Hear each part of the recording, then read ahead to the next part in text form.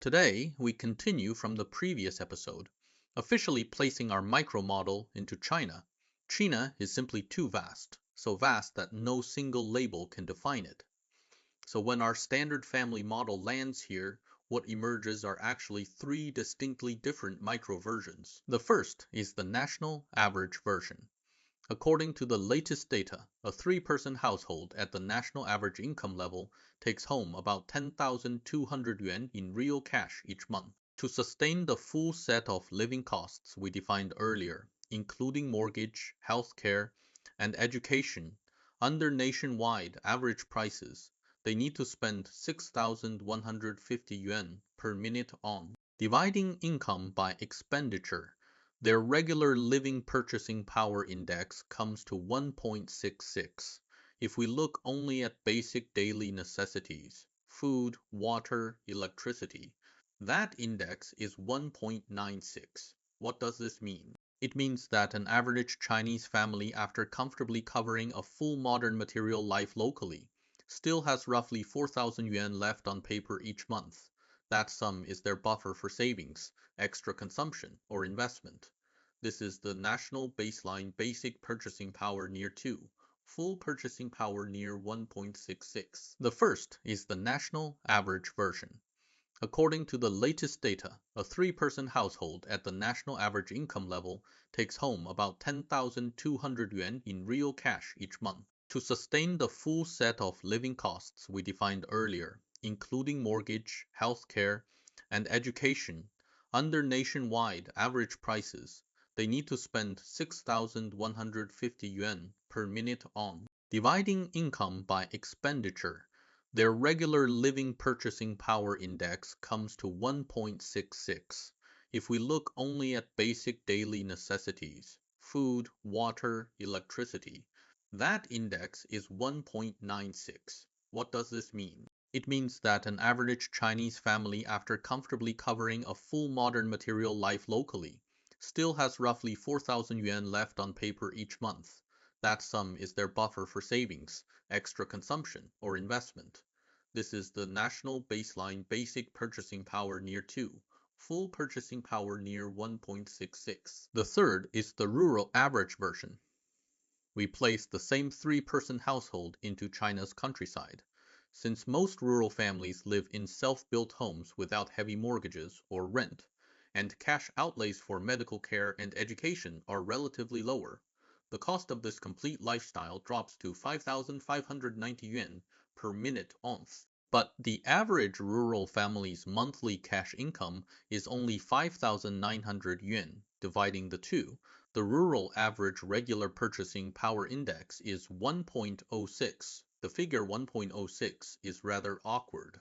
It means that, for the first time historically, China's rural average income has, at the micro level, crossed the survival line of 1. That is, you don't have to go to the big city to work. You can basically get by locally. In the past, young people had to leave their hometowns to support their families. Now, staying in the countryside can also sustain a household. This is a notable change in China over recent years. But a surplus margin of 1.06 is too narrow. On average, a rural family has only 300 yuan left after covering the standard life. That meager 300 yuan means the family has no risk buffer whatsoever. A leaky roof to fix, social gifts for weddings and funerals, or even a slightly serious cold requiring out-of-pocket medical care can instantly push the balance back into red. This is the rural beheading line. Crossing one is just a passing grade, it does not mean comfort. Hence, many ambitious young people will still head to the cities. At this point, some may object averages lie. A few wealthy people pull up the mean, and ordinary folks are averaged out. Fair enough, data doesn't lie. So let's replace average income with the median, the figure that best represents the true middle ground experience. When we line up all Chinese residents' incomes from low to high, the family right in the middle has these cash figures. The national median regular purchasing power index is 1.39, the urban median is 1.84, and the rural median falls to 0.89. This comparison between averages and medians reveals the underlying truth of China's purchasing power math. First, China's urban areas not only have an average purchasing power above 2, but the median typical family also stands solidly at 1.84, proving that the improvement in urban daily consumption capacity is not an isolated phenomenon of the wealthy minority, but rests on a broad base of residents. Second, although the rural average has crossed 1, the median typical resident still sits at only 0.89, not yet fully past the threshold of a standard life. The gap between the rural average and median is the true, invisible divide between China's urban and rural areas. If we roll back the clock to 2023, 2 years ago, China's urban average regular purchasing power was 1.87, and the median was 1.7. In just 2 years, they have risen to 2.03 and 1.84, respectively. The reason is quite simple. Over these 2 years, Chinese incomes have continued to grow, while domestic consumer prices have largely remained stable, even experiencing deflation. When income growth is not eroded by inflation, it directly translates into real purchasing power for ordinary people. Now we have calculated the micro versions for Chinese families at home. Urban average 2.03, urban median 1.84. But these numbers still cannot answer our original question. Where does this urban population of 950 million stand on the world stage? Next, we will take this standard family out of China and pit it against 6 of the world's most representative economies to see exactly what tier China's urban purchasing power occupies under global coordinates. Let's start with the high purchasing power developed economy ceiling, the United States. If we directly convert yuan to dollars at the exchange rate, Chinese urban incomes appear to be only a small fraction of Americans'. But once we enter the real price environment, because China's ordinary manufactured goods, dining out, and local services are cheaper, the real purchasing power of Chinese urban residents reaches 69 to 79% of that of comparable US households. The gap still exists, but it has narrowed substantially. Now look at France. With its Western European welfare model, the French trade high taxes for extensive public benefits. But if we look only at the actual cash flow in households' hands, Chinese urban families' cash purchasing power is already on par with that of comparable French families. Let's start with the high purchasing power, developed economy, ceiling, the United States.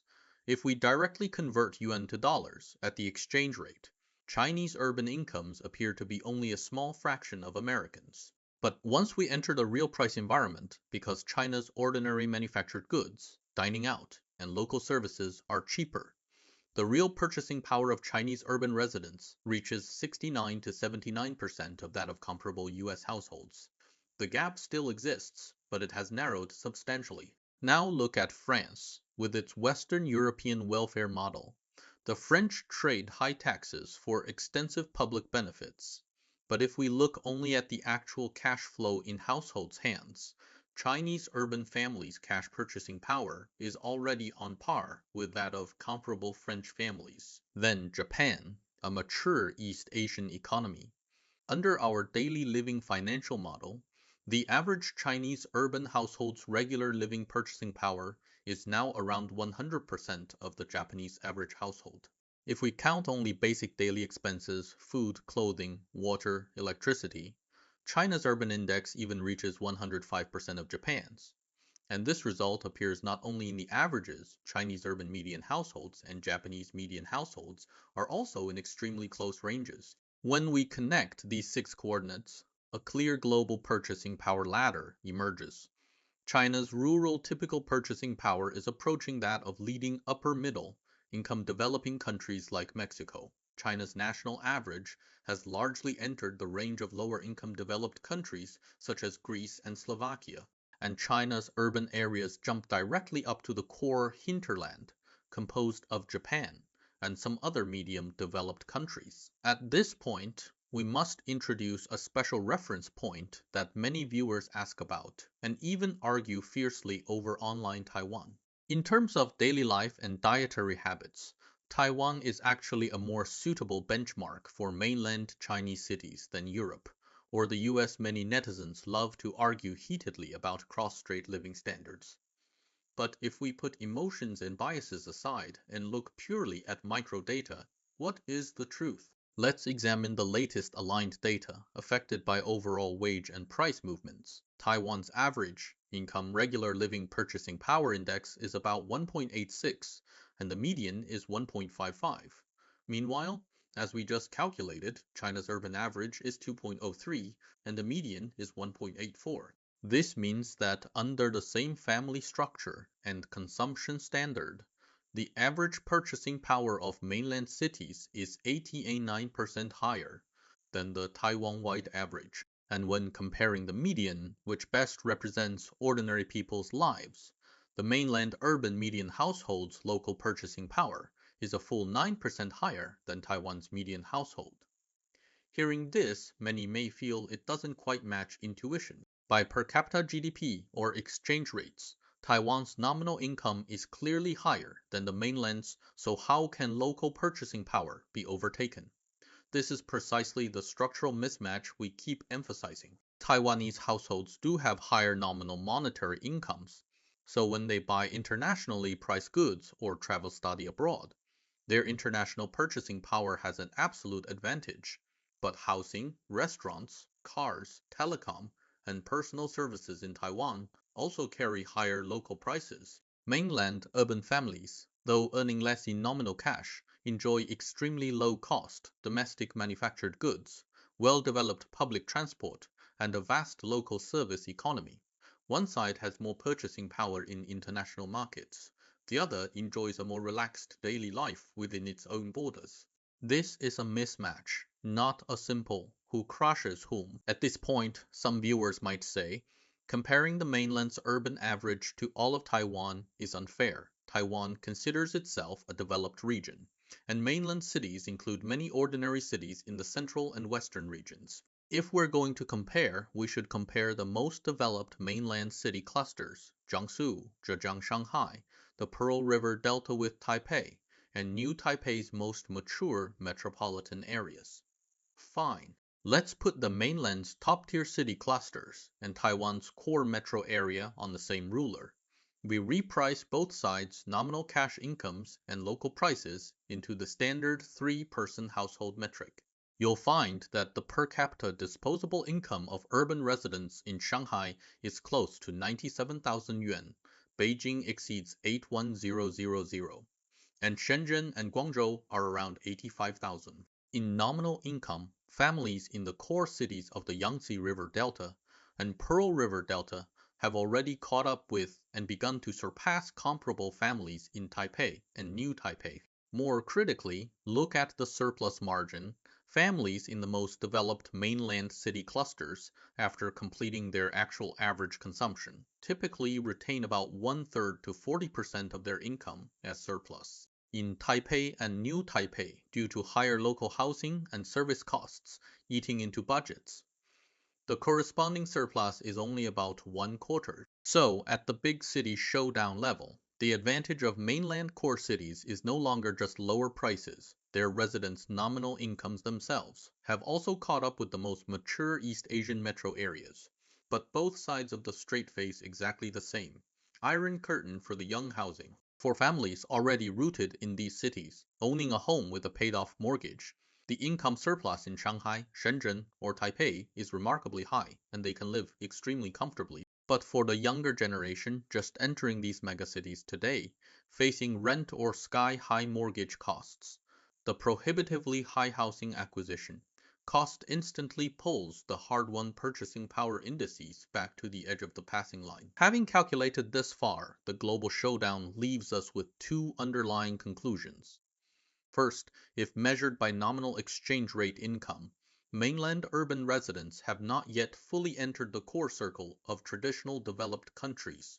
But if measured by how much they can buy in local daily life, China's 950 million urban residents have squarely entered the daily consumption range of mature developed economies in East Asia and Europe. Second, this raises a huge puzzle. Why are Chinese people's dollar incomes not high? Yet they can enjoy within mainland China micro purchasing power that catches up with Japan and even surpasses Taiwan at very low prices. Where has China's economic system hidden those enormous income gaps? Next, we will thoroughly open the black box of low prices and see what underpins China's purchasing power miracle at the foundation. Just now, we calculated and arrived at a seemingly contradictory conclusion. Although Chinese urban residents' dollar incomes are not high, their domestic micro-purchasing power directly matches Japan and even overtakes Taiwan. Where has the huge income gap been hidden by China's economic system? The secret lies in the denominator of the purchasing power formula. To understand, a household can improve its purchasing power in only two ways. The first is to enlarge the numerator, give the family more cash, e.g. doubly, mortgage increases, tax cuts, consumption vouchers.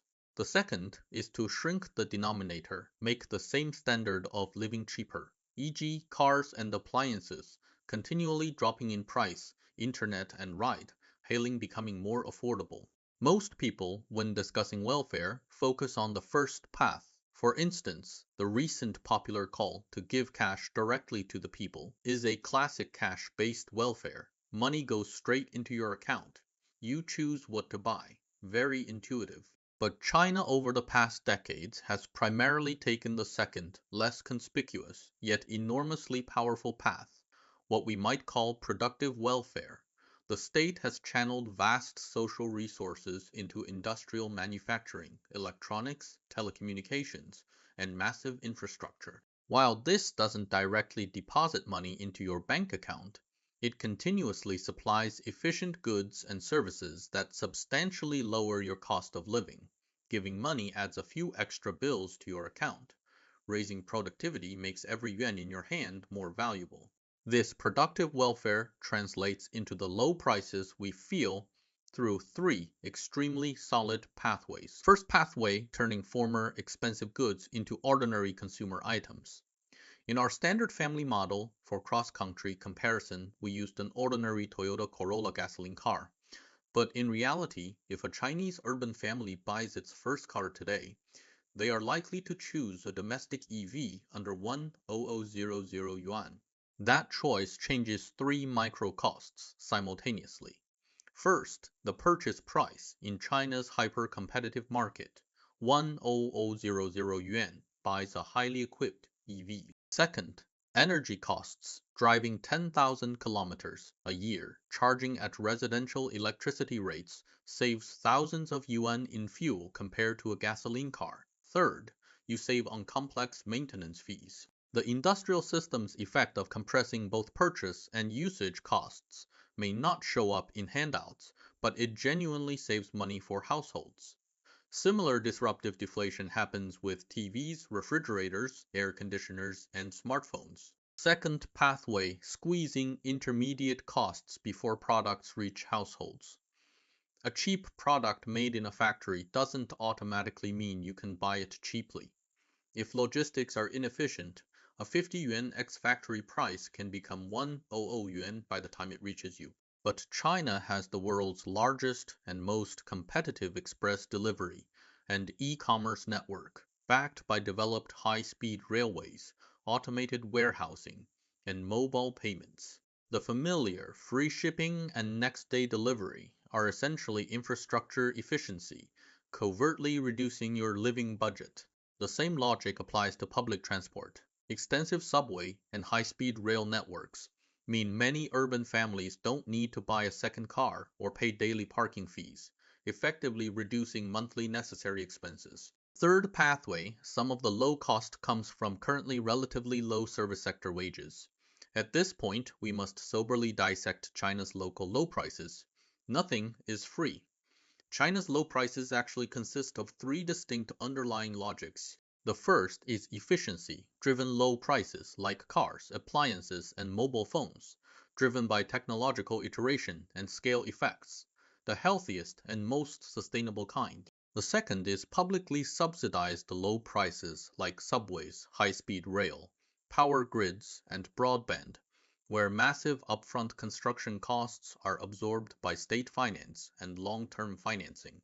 allowing ordinary people to enjoy low-cost, essential services. The third, and we must acknowledge, comes from the current stage of development, where service workers' wages are relatively low. Food delivery, couriers, haircuts, restaurants, housekeeping. These are hard to replicate entirely by machines on assembly lines like smartphones. The extreme convenience and cheap services you enjoy often correspond to another ordinary worker's hard labor at a not so high wage. This service price advantage will not last forever. As Chinese residents' incomes rise further, service sector wages will inevitably increase, and prices for haircuts, deliveries, caregiving, and repairs will rise accordingly. This is the inevitable path for all countries entering the developed stage. By then, the price dividends from low wages will fade, but China's complete manufacturing efficiency and infrastructure scale will remain its strongest moat and trump card. This brings us to what industrialization can solve, and what it absolutely cannot solve. Over the past decades, China's manufacturing has perfectly solved the problems of enough goods and high prices. Clothing, cars, appliances, phones, industrialization can scale their output to infinity and drive prices to near zero. But core city land cannot be mass-produced on assembly lines. An excellent doctor's hour, a seat at a prestigious school, a high-quality elderly care worker, these cannot be infinitely replicated and price dropped like smartphones, and if you try, it may backfire. Yet cars, appliances, and telecom equipment are no longer the heaviest burdens for Chinese families, those items hardest to reduce through industrialization. Housing, education, healthcare, elderly care, and the high time costs you must pay to live in these cities will become the new bottlenecks determining your quality of life. Industrialization has indeed allowed Chinese families to catch up with Japan in daily consumption and to live a modern life. But after being able to afford things, can Chinese people live with peace of mind? Next, we will completely fill in the other five ledgers hidden behind daily consumption to see just how many national level hurdles still separate China's urban residents from the traditional golden billion.